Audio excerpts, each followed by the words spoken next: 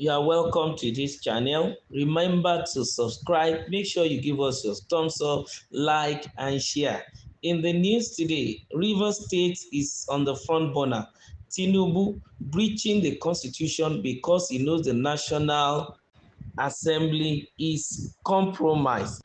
A prominent Ijaw leader and elder statesman, Anna Saraibe, has again criticized the decision of President Bola Tinubu to impose a state of emergency in Rivers State and suspend Governor Siminalayi Fubara, his deputy, and members of the State House of Assembly. Saraibe, in an interview with Vanguard, said that the action of President Tinubu is a violation of the country's constitution. The former spokesperson of the Pan-Niger Delta Forum, PANDEL, argued that the Tinubu could carry out the action because the National Assembly has failed in its responsibility of checking the excesses of the executive and is no longer an independent arm of government.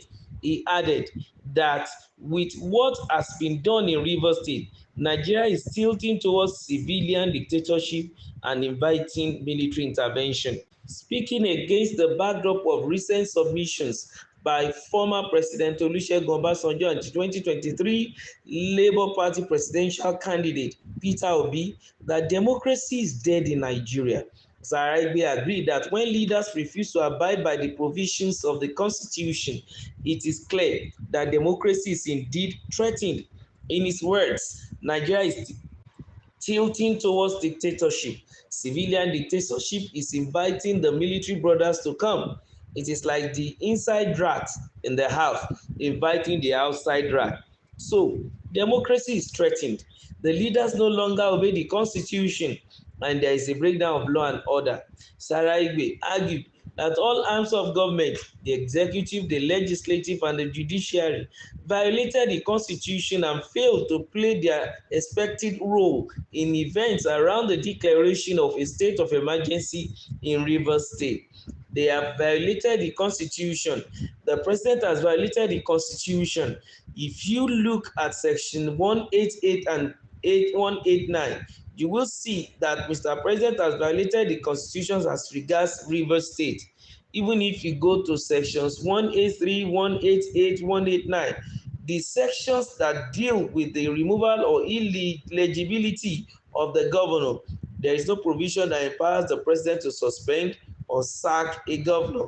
And now, they are even thinking of suspending him forever. It means democracy is dead. I agree with them. We are fast sliding into a dictatorship. We see that all the arms of the government, the executive, the legislative, and the judiciary have all violated the law. The legislative did not apply the constitutional provision in section 305 that says a two-thirds majority of the members must vote on issues of state of emergency. They did a voice vote, so we did not know how many people voted, how many were absent or even present. All this happens without following the due process of the law. The rule of law is no longer in place. Mr. President should be careful. That is my advice. You should turn back. You cannot destroy the country because of one man. You should not damage his reputation and the entire democratic system.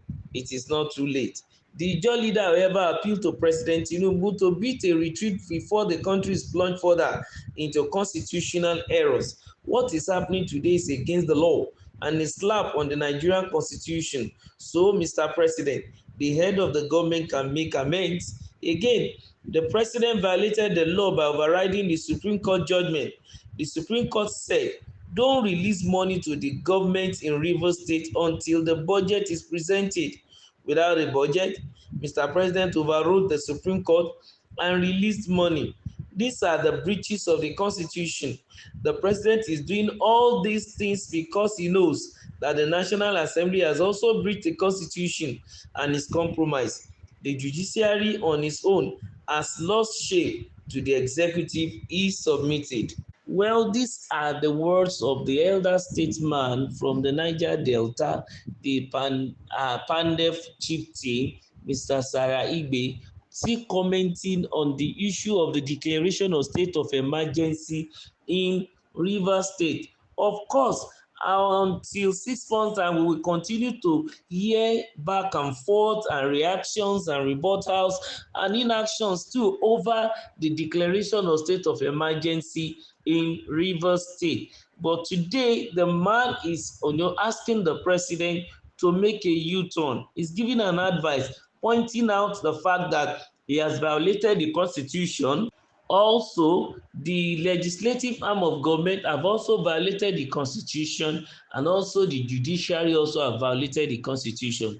He made mention of where each of them had violated the constitution. For example, that the Supreme Court has instructed that until the budget is passed on Rivers State, the allocation or Rivers State should not be released. But immediately the administrator was installed in Rivers State, the federal government had released the allocation belonging to Rivers State to him without him presenting a budget. And that's a succinct, violation of the constitution, that the president can still correct that violation. He can make the necessary amend. He also pinpointed where the House of Assembly also made a breach of the constitution. They use a voice vote when the constitution says it should be 2/3 of the majority in the House of Assembly that would determine the declaration of state of emergency. His argument having to be the fact that how will they know whether it is 2/3 that said yes or no, because the Senate used the voice vote. And also, he also argued the fact that some were absent, some were not there. How will they know? So whichever one is saying is pointing to the fact that they have violated the constitution. And looking at the illegality that he said the president is perpetrating, is advising the president to, renege, to make a U-turn. That is not too wrong, because he's the head of this government. He can decide to, make a necessary correction. Of course, what we want in Nigeria is peace. The economy should be revived, and then security should be everywhere, and let everything begin to work hand in hand so that Nigerians could enjoy this democracy.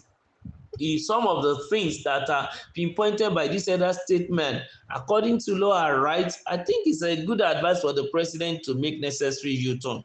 But if peradventure the man is speaking from the singular fact that he has a soft for Fubara and not looking at the other side of the coin, well, it's left to the president to make his own decision. And he has also been pointed that the house is compromised now. And looking at the whole scenario, Mr. President has a lot on his table to make sure that Nigeria succeed at the end of the day if he wants a second term. Don't forget to subscribe to our channel, begin to like more, and give us your thumbs up, and please share. Thank you.